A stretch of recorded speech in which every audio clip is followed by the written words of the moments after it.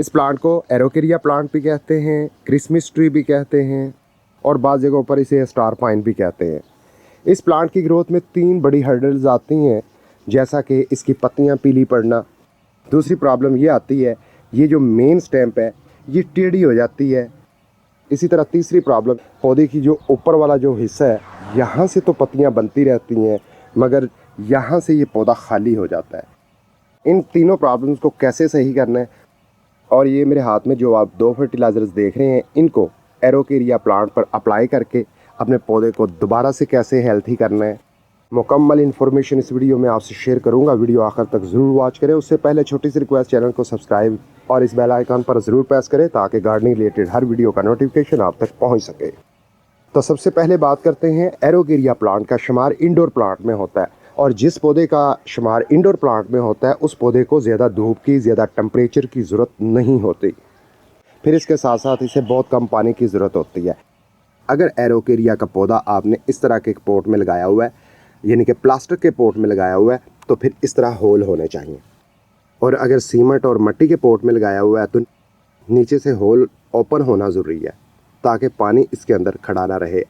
मज़ीद इसके अलावा महीने में सिर्फ 1 मरतबा इसे कोई भी नाइट्रोजन बेस या ऐसी ऑर्गेनिक फर्टिलाइज़र दे दी जाए जिसके अंदर बेसिक न्यूट्रिएंट के साथ साथ माइक्रो न्यूट्रिएंट्स और सेकेंडरी न्यूट्रिएंट्स भी शामिल हों, तो ये पौधा बहुत अच्छे तरीके से सर्वाइव करता रहता है। अब समझते हैं एरोकेरिया प्लांट के बड़े 3 प्रॉब्लम्स को, जैसा कि इसकी जो मेन ब्रांच है ये एक तरफ ऐसे गिर जाती है। जैसा कि एरोकेरिया की ये ब्रांच इस साइड पे झुकी हुई है, तो इसका मतलब ये है कि यहाँ से सारा दिन धूप पड़ती है, इसे यहाँ से धूप नहीं मिलती। और जिस तरफ से धूप मिलती है ब्रांचेस उस तरफ बढ़ना शुरू होती हैं, ग्रोथ ज़्यादा होती है, पौधे का बोझ उस तरफ बढ़ जाता है, पौधा उस तरफ झुक जाता है जिस तरफ धूप हो। तो इसका इजी सोल्यूशन क्या है, हफ्ते 10 दिन के बाद आपने क्या करना है, पोट को ऐसे पकड़ना है और ऐसे घुमा देना है। अब ये जो ब्रांच इस तरफ झुकी हुई है ना, धूप इधर से पड़ने से ये ब्रांच इधर आ जाएगी, बैलेंस में आ जाएगी।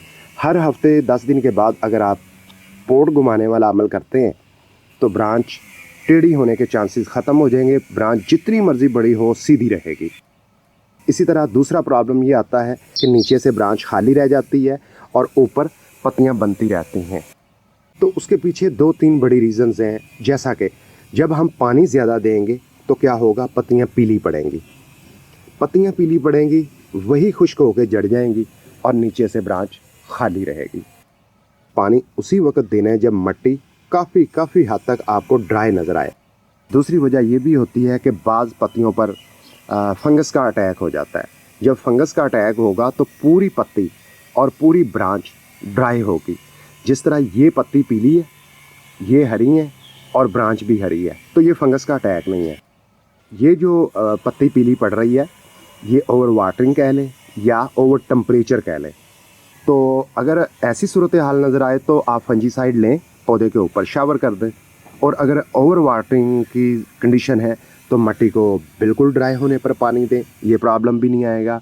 और अगर ओवर टेम्परेचर है, इस तरह शेड के नीचे पौधे को रखें, कभी भी पौधे मुतासर नहीं होंगे, ओवर टेम्परेचर नहीं बनेगा, पौधे ठंडे ठंडे रहेंगे और पत्तियां भी पीली नहीं पड़ेंगी। अब ये समझने की कोशिश करते हैं इस पौधे को कैसे हेल्थी करना है। इन 2 फर्टिलाइज़र्स को अप्लाई करना है इस पौधे के लिए ताकि पौधा स्ट्रेस से भी निकले और पौधे की जो ब्रांचेज़ हैं या पत्तियां हैं ये हरी भरी होना शुरू हो जाए। तो ये क्या चीज़ है, ये ट्राइकोन है। तो इसका स्प्रे करेंगे पौधे के ऊपर ताकि पौधा दोबारा से हरा भरा हो सके। ट्राइकोन 1 लीटर के अंदर 1 चम्मच, अगर आधा लीटर है तो आधा चम्मच। ये तो हम शाम को करेंगे पौधे के ऊपर शावर। और सेकंड नंबर पर ये जो फर्टिलाइज़र है ये है सीवर्ड। ये जड़ों को भी मजबूत बनाएगी और मेन जो ब्रांच है इसे भी मजबूत करेगी, पत्तियों को भी हरा भरा करेगी और पौधे की क़ुव्वत मुदाफ़अत में इजाफ़ा करेगी। पौधा स्ट्रेस से निकलेगा और पौधा बहुत जल्दी तरोताज़ा हरा भरा होगा। सीवर्ड फर्टिलाइज़र को कैसे अप्लाई करना है, 1 से 1.5 लीटर पानी ले लेना है और आधा चम्मच सीवर्ड फर्टिलाइज़र का डालना है। मिक्स करने के बाद अब हमारी ये वो फर्टिलाइज़र तैयार हो चुकी है जो एरोकेरिया को स्ट्रेस से भी निकालेगी, जड़ों को मजबूत बनाएगी, मेन स्टेम्प है जो मेन ब्रांच है उसे भी मजबूत करेगी और पत्तियों को भी हरा भरा करेगी। जब आप अप्लाई करें तो ये बात ज़हन में रखें कि मिट्टी काफ़ी हद तक ड्राई होनी चाहिए। ऐसा ना हो कि आपने पहले भी पानी लगाया हो और उसके बाद फिर आप फर्टिलाइज़र अप्लाई करके इसके लिए ओवर वाटरिंग कर लें। जैसे ही ये फर्टिलाइज़र मिट्टी में शामिल होगी, मिट्टी से कई किस्म के न्यूट्रिएंट्स की कमी पूरी होगी। जो जड़ें हैं वो बहुत तेज़ी से डेवलप करेंगी, मज़बूत होंगी, मेन स्टेम मज़बूत होगी, पत्तियाँ हरी भरी होंगी और पौधा जो झुका हुआ है स्ट्रेस की वजह से, इसकी पत्तियाँ झुकी हुई हैं, ये भी सही हो जाएगा और पौधा दिखने में भी बहुत खूबसूरत लगेगा। सीवेट फर्टिलाइज़र को आपने बिल्कुल इसी तरह एक हफ़्ते के दौरानिए पे रिपीट करना है। 2 मरतबा जब आप अप्लाई करेंगे, पौधे के ऊपर जितनी भी शिकायत हैं ये सारी ख़त्म होंगी।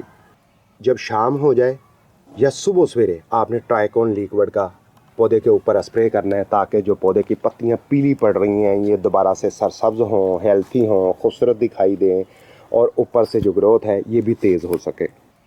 तो आपने इन सिंपल सी चीज़ों को ध्यान में रखना है। ये बात ज़हन में रखें, जब मिट्टी 100% आपको ड्राई नज़र आए फिर ही पानी दें। मुझे उम्मीद है वीडियो में बताई गई इन्फॉर्मेशन आपके लिए हेल्पफुल साबित होगी। वीडियो अच्छी लगी है लाइक कर दें, कोई राय हो कमेंट में ज़रूर लिखें। अपना बहुत सा ख्याल रखिएगा।